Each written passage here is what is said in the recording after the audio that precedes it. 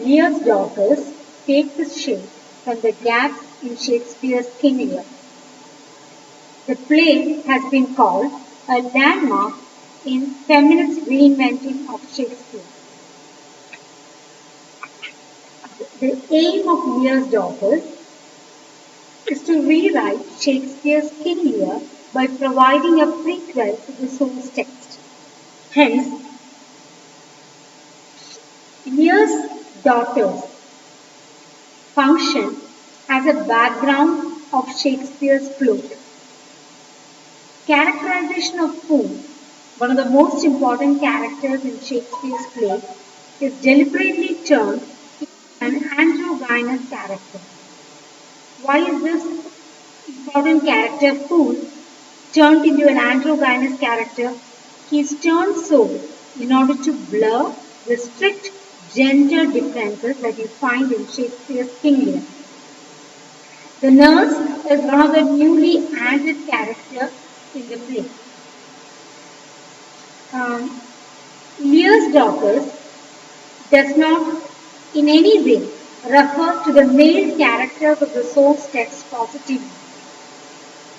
We find that Lear in the play or in Lear's daughters is portrayed as not an ideal family man. WTG, that is Women's Theatre Group, what it does is, it is trying to prove Lear, who is often referred as a man more sinned against than sinning, that's the assessment that is made of King Lear. And what Lear's daughters is trying to do is, it is trying to prove that the statement is false. There is a solid reason of why Gondrel and Regan and even Cordelia behaves so in the Shakespeare's text. Now, the play is a 90-minute prequel to King Lear, and as I told already, it tries to fill in the absence of Shakespeare's text, King Lear, as well as of its adaptations by male writers. Now, there are 5 characters in Lear's daughters. Three daughters, Gondrel, Regan and Cordelia. Nanny means the nurse who looks after the girls after their mother's death, and the fool who is an androgynous character. These are the 5 characters in the play, and the most important thing that you have to understand is that Lear is completely absent on stage, but his presence is felt throughout. Okay, and next point that you have to understand is that this play you have a multiracial casting. Okay, the cast is made as a fluid one, which changes with every production. And why is it made multiracial? Because it is providing a possibility, it is opening an arena to read different readings, to give different readings to the play. Now, going scene by scene, we'll check the first scene. First scene is titled The Beginning. Different from the villainous representation in Shakespeare's King Lear, the daughters in the play, Lear's daughters, are allowed to introduce themselves and define their personal interest at the beginning of the play. According to their self-presentation, each of them, Gondrel, Regan and Cordelia, is associated with a form of art. The fact that each daughter is interested in one particular field of art is suggestive of women's struggle to become successful in different fields of art. Now, this is a play written in Britain, conceived in Britain during the time when women were trying to claim their space following the development of feminism. They were trying to recreate, or they were trying to create their own space in various professions.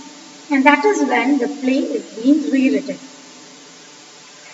Now, the beginning scene, we find that the princesses are introduced as persons with identity.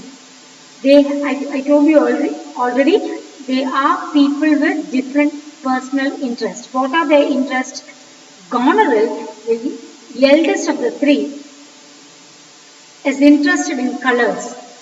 She is a talented painter.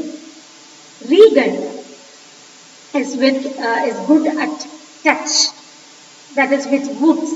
She is a sculptor. Then we have the youngest, Cordelia, who is good at words. Then this is how the play begins. The play has introduced the characters, or introduced each daughter as people with identity, rather than the shade of Lear. You find them people with identity. Scene 2, three sisters, the nurse together. That is how it is titled. Three sisters, the nurse together. When Gondrel was, now this scene talks about the birth of the three sisters. When Gondrel was born, nurse remembers that Queen wore nothing but the crown, and how nature responded to the birth of Gondrel. Nurse remembers that a comet rushed through the sky. When Regan was born, Queen was sitting on her throne, and the nature reacted. The reaction of the nature was that a volcano erupted. That was a landmark incident that has happened. So at the birth of Gondrel, a comet rushed through the sky. At the birth of Regan, a volcano erupted, and then you have the birth of Cordelia, and nurse recollects that the queen was outdoors at the time of Cordelia's birth, and Cordelia came out like a red rose. And how nature responded to it. There was a hurricane. Now, when the three daughters were born, you find that during the birth of Cordelia and during the birth of Regan, Lear was absent. He was at the library when Gondrel and Regan was born. When Gondrel and Regan were born. Whereas when Cordelia was born, you find Lear's presence. Okay, Lear was present only during the time of Cordelia's birth. Now that shows that from here onwards we get this feel that Gondrel and Regan were unwanted. They felt this unwantedness right from their childhood. Now this justifies their behavior towards King Lear in Shakespeare's play King Lear. In Shakespeare's King Lear, we are not told why the girls behave so. There should be a reason. They are a victim of dysfunctional family. They were unwanted children. They were neglected. They had a neglected childhood. Now, scene 3, which is titled, The Fool is the Queen. The fool here enacts the role of a queen. And what is the queen doing? The queen is busy with her accounts. The queen reveals that, or the fool who is enacting like the queen reveals that doctors, she is looking very dull, she is like off shade, and the children are asking, why are you looking so dull? And it is revealed that the doctors were putting live pigeons on her feet to help her conceive a boy. Now that shows the pressure that she is undergoing to have a baby boy. The three children that she has, are girls, and the king, Lear, insists on having a baby boy as her heir apparent. And so you find the queen telling her, or the queen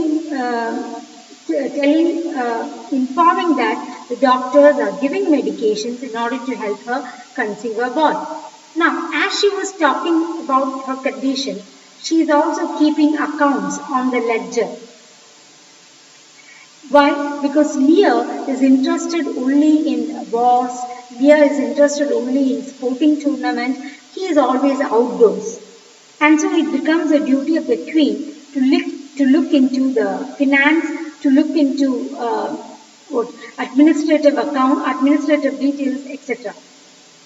The fool voices the queen's concerns about the economic trouble that they try to live through.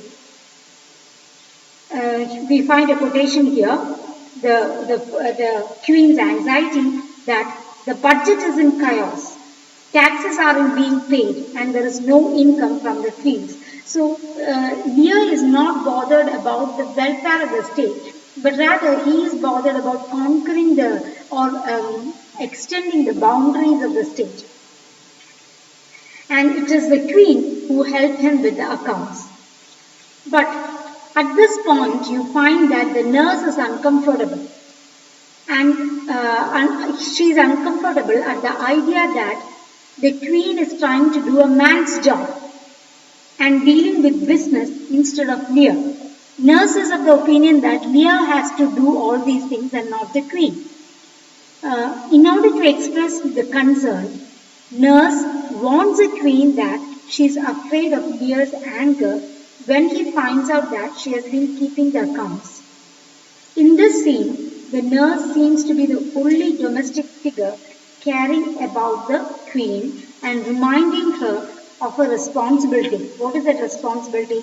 Not to make the patriarchal superior of the family angry. So that becomes the traditional statement that women has to abide by the laws set by the patriarchal figure. And here, looking into the accounts and dealing with things other than the domestic affairs, we find that they are entering into the public sphere, and the women and the nurse warns against it and says that you needn't look into such things because when Lear comes, he might be angry. The nurse, you can say, is a prototype of a woman who thinks that only men can deal with the money and women should not in any way interfere with the men's business. So that is the initial part of the scene. And this scene also shares the experience, the girls' experience of going downstairs. It is like a tower and the girls are staying on the top. You find this Rapunzel tale being replicated here because you always have this fairy tale of Rapunzel who puts her hair outside the tower and there comes a prince to save her out. So similarly, the tower the girls stand is actually symbolic of the phallic power of male, and the women are dominated over there. They're put into the tower, and it is so constructed that downstairs you have Lear and the official functioning of the palace. And the three daughters, they share the experience of going downstairs where the king stays.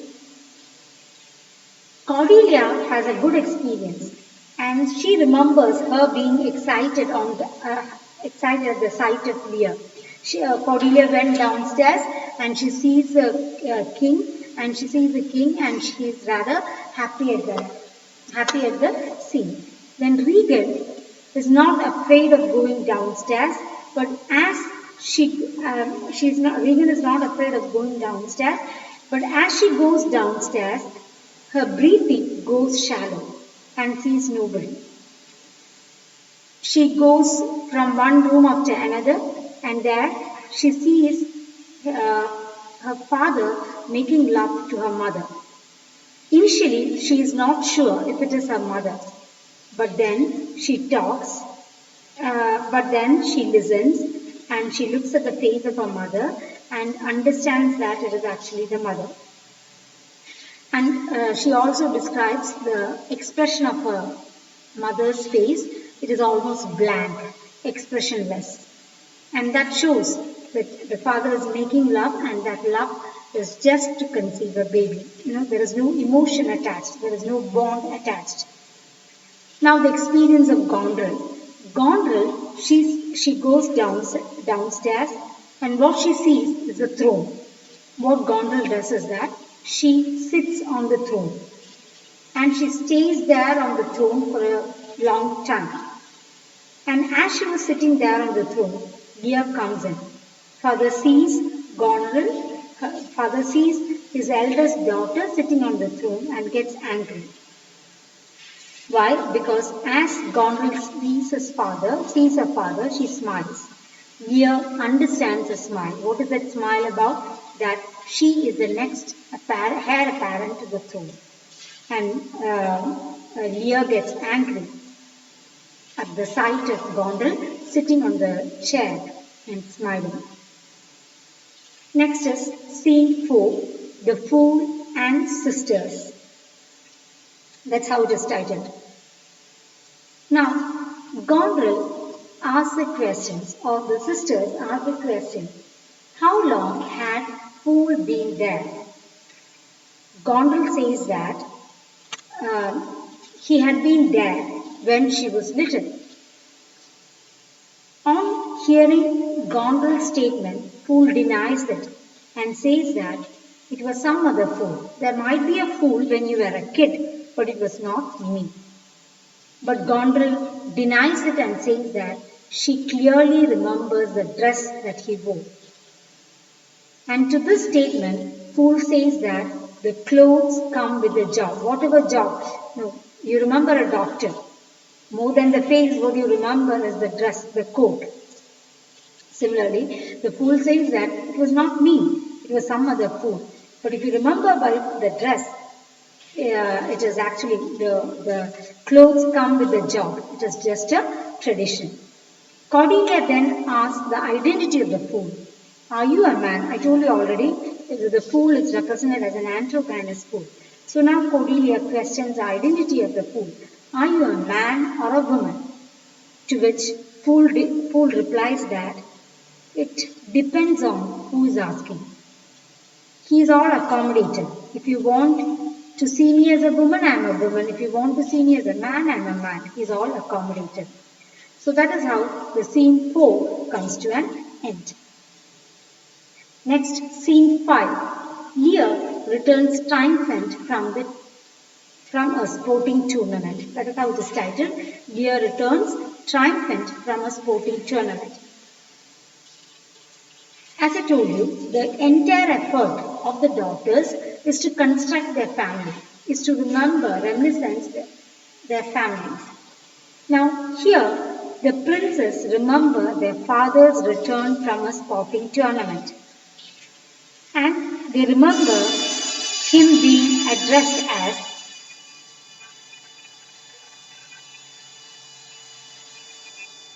even at 65, Lear is agile horseman and best archer. He is demigod, competed against the best and won. Countrymen who had gathered around to welcome Lear sees him and they weep with pride and disbelief. Now, the people are happy. The people consider him as a true warrior. And now, what about the princes? The princes construct their memory. They are collecting their experiences about this particular incident. Cordelia remembers the happiness she felt at the thought of seeing her daddy. Gondrel remembers that it was a dry day. It was a sunny day, dry day. Regan remembers the crowd cheering and singing. Gondrel remembers him putting his hand on her shoulder. Now Gondrel remembers Lear coming towards her and putting his hand on her shoulder. And then after putting his hand on her shoulder, he just pushes her away. And after that, Lear goes and lifts Cordelia high into the air and kisses her on her cheek. When Regan and Goneril had a negative experience, Cordelia has otherwise. So what Cordelia remembers is, father, mother, my sisters and I are all together again. She is confident. We all love each other. But Goneril rejects and says she doesn't feel it that way. So when Cordelia has a good experience with with her father, Goneril and Regan are always sidelined. Even with Cordelia, you find how she changes. Why does she make the answer nothing? When Lear asks her to speak more about the love, she says nothing. And why Cordelia, who's a girl of words, kept mum, we'll get to see. But with Goneril and Regan, whatever they try to recollect, they understand that they were unwanted.